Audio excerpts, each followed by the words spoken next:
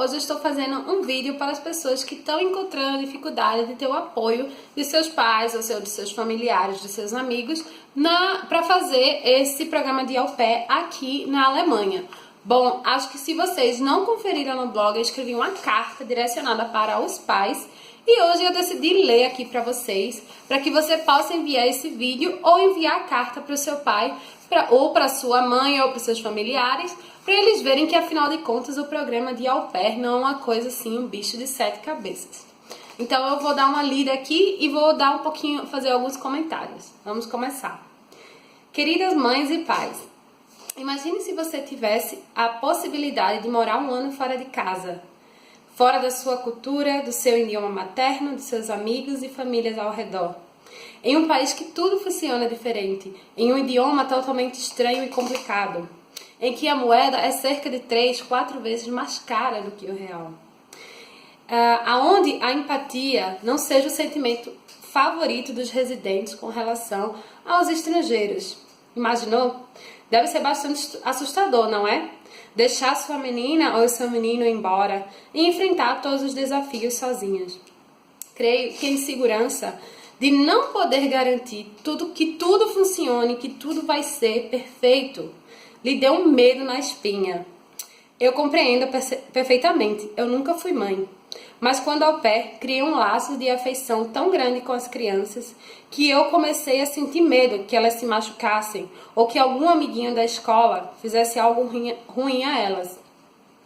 Imagine então quão maior esse sentimento será quando o filho é gerado dentro de você ou gerado de um gene seu. Porém, há certas coisas na vida que temos que permitir nos experimentar. Se der certo, uma vitória, se não, um aprendizado. Bom, vou contar um pouquinho da minha história para vocês. Quando eu decidi fazer o programa de au pair, tinha acabado de terminar meu bacharelado em turismo. Peguei todas as informações sobre o programa e fui conversar com a minha mãe. Sabe qual foi a primeira coisa que ela disse?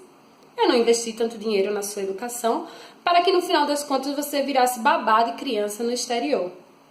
Eu fiquei extremamente com raiva dessa situação e dela e não consegui entender. Chorei por dias. Afinal, eu vi esse programa como a única possibilidade de ir morar na Europa. Hoje em dia, quando eu lembro desse episódio, consigo finalmente entendê-la. A minha mãe foi mãe solteira foi mãe solteira quem arcou quase completamente sozinha todas as nossas despesas. E investiu muito na nossa educação. Desde da escola privada aos cursinhos de inglês, a minha faculdade, que também foi privada, para nós possuímos ter acesso a uma educação, digamos que de qualidade, né? Em comparação a, infelizmente, o ensino público no Brasil, que é tão falho com relação ao ensino educacional, não falando do nível acadêmico. Ver a sua filha se formar e ver logo após disso jogar tudo fora no ar para exercer uma profissão que não é requerido nenhum tipo de diploma e de qualificação. Deve ser bastante frustrante. Podemos dizer isso de certa forma. Porém, au pair não é algo negativo. O sistema alemão é bastante diferente do brasileiro. Enquanto no Brasil, por questões econômicas, as babás são pessoas que infelizmente não tiveram a possibilidade de estudar ou conseguir um emprego melhor e aí acabam trabalhando ou sofrendo na mão de pessoas que têm condições de pagar seus serviços. Normalmente possuem uma carga trabalhista absurda. Começa de manhã cedo até a noite, podendo trabalhar de madrugada caso o bebê não consiga dormir. E são sempre excluídas da sociedade. Tem que entrar naquela porta de serviço, não podem entrar pela porta principal, porque esse colonialismo que existe no Brasil faz com que as pessoas que têm essa condição financeira de ter pessoas que trabalham com serviço se sintam superiores, se sintam donos de casa grande. Enfim, afinal de contas, a cultura da senzala vive entre os brasileiros nos atuais hoje em dia, o que eu acho um absurdo. Por exemplo, O fato de existir uma entrada diferente para moradores e outras pessoas que trabalham no serviço, assim como o elevador, o uniforme, aquele quartinho pequeno sem ventilação, escondido no fundo da cozinha, onde o ajudante da casa tem como quarto. Aqui na Alemanha, as au pairs são meninas de outros países que acabaram o ensino médio, no caso das europeias, e no caso das brasileiras ou das pessoas da América Latina, normalmente são pessoas que acabaram o bacharelado ou fizeram uma pausa, então cursaram 2 anos de bacharelado e aí fazem a pausa e vêm pra cá.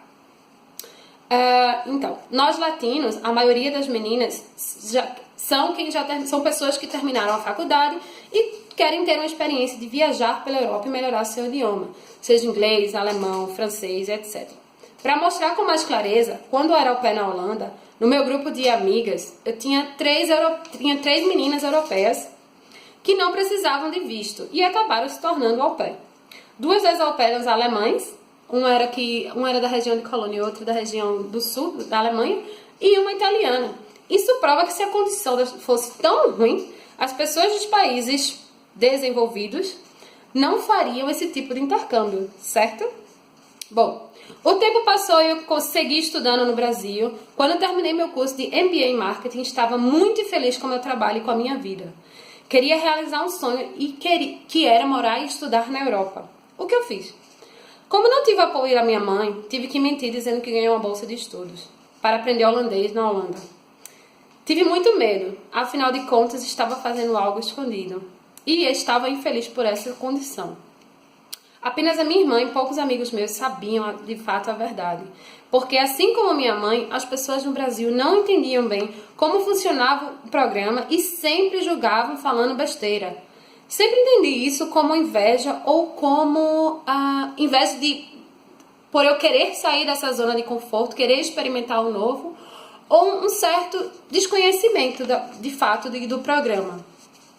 Enfim, fiz as malas e embarquei para a melhor experiência da minha vida. Meu ano na Holanda foi como passar uma borracha na minha vida. Tudo era diferente e muito. Virei um bebê, tive que aprender tudo, como me vestir. Afinal, sou de Recife e não sou acostumada a temperaturas amenas. Me acostumar com a comida holandesa, aprender a andar de bicicleta, usar a bicicleta como meio de transporte e não como hobby, e não só apenas nos finais de semana, como infelizmente é no Brasil. Aprender a me comportar. Afinal, não posso usar esse jeitinho brasileiro aqui. Isso não combina com a cultura local. Aprender a falar. Já tinha conhecimento básico do inglês e do holandês, mas tive que aprender um idioma fluentemente. Não fluentemente, mas muito bem. Fluentemente eu acho que a pessoa consegue só depois de morar anos morando no país e ter estudado muito. Enfim, para me comunicar tanto com as crianças quanto com os pais. Aprendi a cuidar de mim mesma quando estava doente e a tomar decisões importantes, sem ter conselho de ninguém. Afinal, como eu estava num mundo completamente diferente da realidade do Brasil, eu não tinha com quem pedir conselhos. Aprendi a ser mais forte e, o mais importante, aprendi quem eu sou. Creio que isso foi a melhor coisa que aconteceu na Holanda. Ficar fora da minha cultura, sem falar meu idioma por dias e sem ter manhã correndo para me ajudar no que eu precisasse. Vivi experiências maravilhosas durante esse meu ano sabático. Entre elas, ter amigos de vários países, fazer jantares com mais de 10 pessoas de países diferentes, andar de bicicleta sem pensar em algum carro que iria me bater ou que eu iria morrer, andar no meio da noite sem ter medo de ser roubada ou de ser assediada, poder usar o vestido tão curto quanto eu quero sem poder escutar um fio-fio ou qualquer tipo de julgamento. Visitar mais de 9 países, viajar 3 semanas sozinha de férias no verão, que perdi a vergonha, no bom sentido, claro. Afinal, você não quer ficar o tempo todo só e você eu me coloquei numa posição de viajar sozinha, no qual eu precisava de pessoas e precisava de conversar com pessoas estranhas que estavam no rosto para poder ter companhia de fazer passeios. Melhorei muito meu inglês e aprendi finalmente espanhol, saí do portunhol, aprendi a cozinhar decentemente. Não sou a MasterChef, mas desenrolo. A limpar o meu banheiro. Você não sabe o quanto a pessoa cresce depois que aprende a fazer uma simples faxina que nós acabamos não fazendo. E administrar um pouco do meu dinheiro. Mas aí a pergunta, e se não der certo? E se a família não for boa para minha... se a família não for boa e se minha filha precisar de ajuda? Uma das melhores coisas que nós latinos temos é o dom de empatia para o problema alheio, especialmente os nossos conterrâneos. Existe uma comunidade grande de au pair e ex-au pairs na Alemanha e na Europa, onde comunicamos através do Facebook e aí trocamos para grupo de WhatsApp. E quando alguém tem problema com as famílias, sempre tem uma pessoa ou outra de tentar lhe ajudar e encontrar uma solução. Caso seu filho veio com a agência de au pair intermediando o processo, a mesma oferece apoio quando ele ou ela encontrar dificuldades.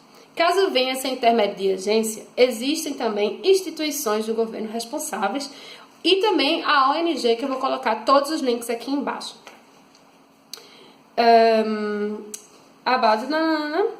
Desculpa.